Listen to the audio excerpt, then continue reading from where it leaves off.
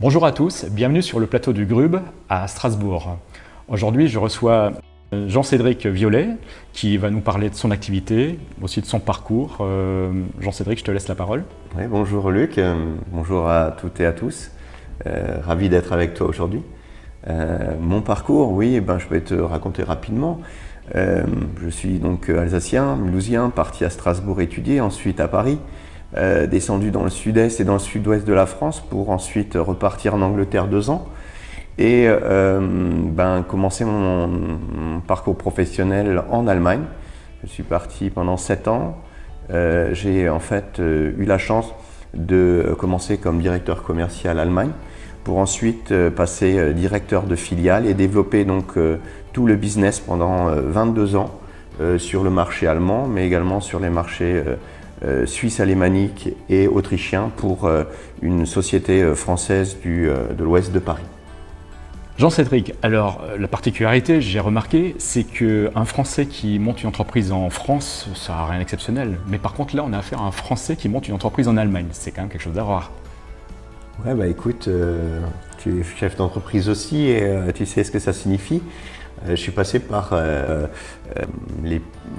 toutes les étapes d'une création d'entreprise, mais en Allemagne exactement. Donc c'est parti de la partie prospection, ensuite la création juridique de la filiale, pour ensuite tout m'occuper du développement commercial. Donc je suis parti 7 ans avec ma famille. Mon fils est né en Allemagne d'ailleurs. Je suis marié à une Italienne, donc imagine un peu le tableau.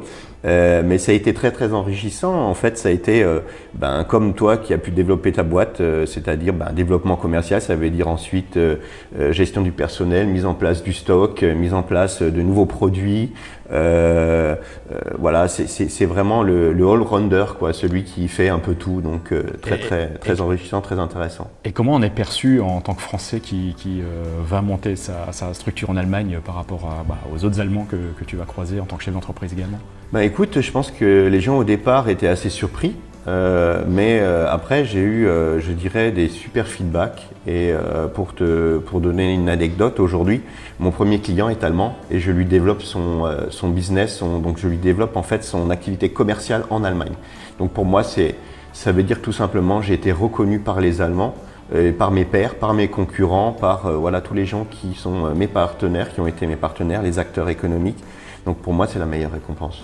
D'accord, donc il n'y a pas cette notion du français qui est un peu brouillon, qui donne cette image des fois pas tout à fait aboutie qu'on peut avoir de temps en temps en Allemagne, parce que l'allemand est considéré souvent comme étant très carré sur la plupart des choses en fait.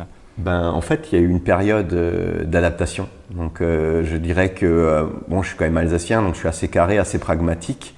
Donc au départ, c'est plus au niveau du management que ça a été difficile ou particulier, parce qu'on a affaire à des assistantes allemandes, donc j'avais tout mon ADV, tous mes employés qui étaient allemands, et il y a certaines choses sur lesquelles j'ai dû m'adapter. Donc c'est aussi apprendre à s'adapter par rapport à une autre façon de travailler et une autre façon d'être. Donc voilà, ça a été peut-être le moment le plus difficile. Surtout pour un jeune qui débute et qui débute dans le management, c'est sûr que c'est un apprentissage qui était assez long. Mais voilà, ça l'a fait, et puis on a eu un beau mélange entre la culture française et la culture allemande, et ça s'est très bien passé avec mes employés. Et donc aujourd'hui, retour en France. Comment se passe aujourd'hui la transition entre l'Allemagne et la France, et quel est le lien que tu gardes encore maintenant avec l'Allemagne? Écoute, moi j'ai développé donc aujourd'hui mon activité de conseil en développement commercial. Donc le cœur de mon activité, c'est vraiment le développement commercial. Tout le monde n'a pas la fibre commerciale, mais moi c'est quelque chose qui est en moi, et c'est certainement ce qui m'a aussi aidé à développer ce business en Allemagne. Aujourd'hui, je veux me mettre à mon compte tout simplement. Je me suis mis à mon compte parce que j'ai envie d'être indépendant. J'ai envie de créer quelque chose pour moi, mais également pour accompagner des entrepreneurs, des responsables, dirigeants de PME, PMI, également des start-upers, pour leur faire part de toute mon expérience et du développement commercial en Allemagne qui est très particulier parce que y a des spécificités du marché qui vont être différentes de celles de la France. Donc l'adaptation est en fait une qualité qu'il faut avoir pour se développer là-bas. D'accord. Et tu as des exemples comme ça, peut-être un exemple ou deux d'accompagnement que tu fais aujourd'hui, des choses qui sont en train de fonctionner, qui prennent du sens? Ben oui, ben écoute, là dans la micromobilité, parce qu'aujourd'hui, moi ce qui me donne aussi du sens, c'est d'accompagner des gens qui ont dans leur activité quelque chose qui est dans le respect aussi de la planète. Donc je vais donner un exemple précis, une société qui a développé par exemple un urbaner, on appelle ça, qui vient de la Mayenne, qui souhaite développer donc son produit en Allemagne, m'a demandé si je pouvais les accompagner. Aujourd'hui, j'ai des gens qui sont dans la ville de Münster, que je connais particulièrement, qui est la ville du vélo. Il y a plus de vélos qu'il n'y a d'habitants, donc il y a 325 000 vélos pour 300 000 habitants. Et donc, on est en train de mettre en place, avec une personne que je connais sur place, de faire un week-end pour présenter leurs produits. Voilà, donc c'est pas mon métier premier, puisque moi je suis du bâtiment, mais c'est pour montrer que la puissance du réseau est importante, et du coup, de par ce réseau, on arrive à développer des choses qui sont très intéressantes. Voilà. D'accord, donc c'est une belle aventure. Est-ce qu'on peut avoir une idée de qu'est-ce que tu ne rates jamais, en fait, si je peux effectivement poser une question de ce type-là? Ce que je rate jamais, alors ça n'a rien à voir avec le travail, mais je suis un sportif et j'aime, j'ai pratiqué pendant 13 ans le handball à haut niveau. Et aujourd'hui, ce que je rate jamais, c'est un championnat du monde de hand. Voilà, donc ça n'a rien à voir avec mon activité, mais les sportifs se reconnaîtront. Je pense aussi que je pense au sport parce que c'est ce que j'ai connu aussi, c'est jamais rien lâcher. Donc dans le sport, j'ai appris ça. Il faut vraiment, on se prend des baffes, on a parfois des échecs, mais on se relève. Et moi, j'ai connu ça. On m'a mis des pots de banane. J'ai mes concurrents qui m'ont fait parfois des choses que tu n'imagines même pas. Je crois que le monde du sport peut être en parallèle avec le monde de l'entreprise, surtout quand on crée son activité. Et du coup, c'est mettre à contribution ou mettre à profit tout ce que j'ai connu dans le sport, dans mon activité professionnelle aujourd'hui. D'accord. Donc cette période qu'on vient de traverser, le Covid, les restrictions, c'est quelque chose qui a amené, ça t'a bloqué dans l'avancée, ça a amené un plus peut-être, parce que parfois on trouve des situations où il y a eu du positif et du négatif également. Quelle est l'analyse que tu fais là-dessus par rapport à ton activité et la suite? Par rapport à mon activité, je dirais que en fait, c'est être agile. Donc moi, ce que j'ai fait, c'est que j'ai travaillé beaucoup sur les réseaux, notamment sur LinkedIn, pour justement pallier au fait du contact qu'on ne pouvait plus avoir en présentiel. Donc on s'est rencontrés comme ça d'ailleurs. C'est vrai. Et je pense que il faut savoir s'adapter par rapport à une situation. Et aujourd'hui, je suis plus présent sur LinkedIn, mais ça ne veut pas dire que je ne souhaite pas voir les entreprises sur place. Mais comme c'était difficilement possible, voilà ce que j'ai beaucoup réseauté sur LinkedIn. J'ai fait de belles rencontres d'ailleurs. J'ai créé également un groupe de pôle de compétences qui s'appelle Allemagne Business Expert. Pour justement regrouper les compétences, pour proposer aux chefs et aux dirigeants toutes les compétences dont on a besoin pour se développer en Allemagne. Alors moi je m'occupe de la partie commerciale, mais des personnes qui sont dans le juridique, des gens qui sont dans le RH, des gens qui sont dans la traduction professionnelle. Voilà, donc j'ai pris des initiatives comme j'ai toujours fait, et j'espère que tout ce que je sème aujourd'hui, ça finira par se récolter, et donc récolter en fait le fruit de mon travail. Voilà. Alors, Jean-Cédric, encore une question, c'est quelle est pour toi la différence entre un consultant et un coach? Tu fais bien de me poser la question, parce qu'en fait, aujourd'hui, j'ai les deux casquettes, c'est-à-dire que je suis consultant, oui, mais je suivi ici une formation à Strasbourg, chez Adesso Academy. Je suis donc aussi coach professionnel, et j'accompagne aussi des indépendants qui en fait veulent développer leur business. Donc la casquette du consultant, c'est plutôt le conseil.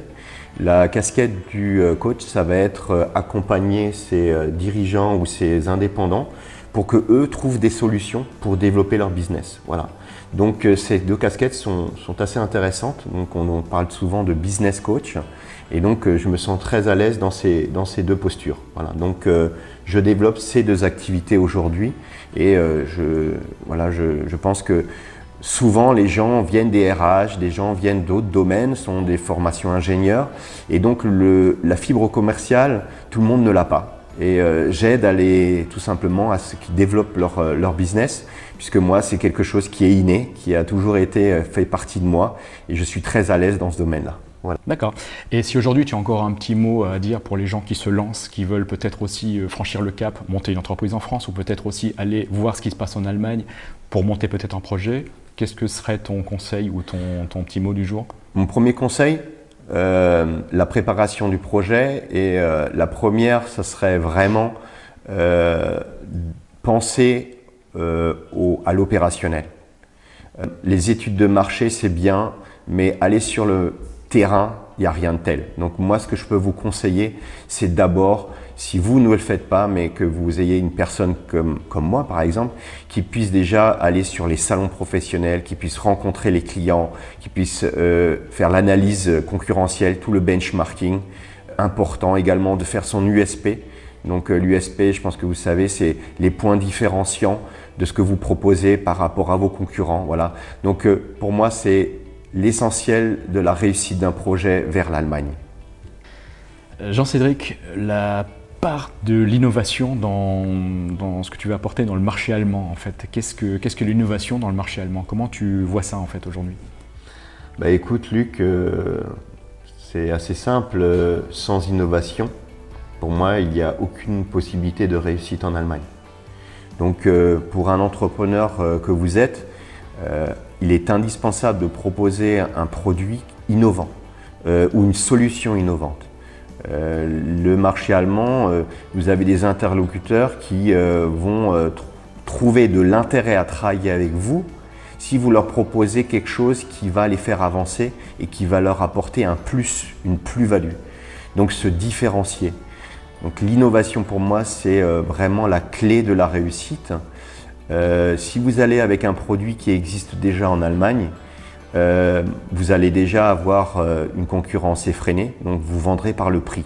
L'objectif, c'est plutôt de vendre par la technicité, par justement la nouveauté. Donc si j'avais un conseil à donner, c'est oui, l'innovation, un produit innovant, une solution innovante, on y va. Par contre, si vous avez un produit banalisé, ça sera par le prix, c'est pas intéressant.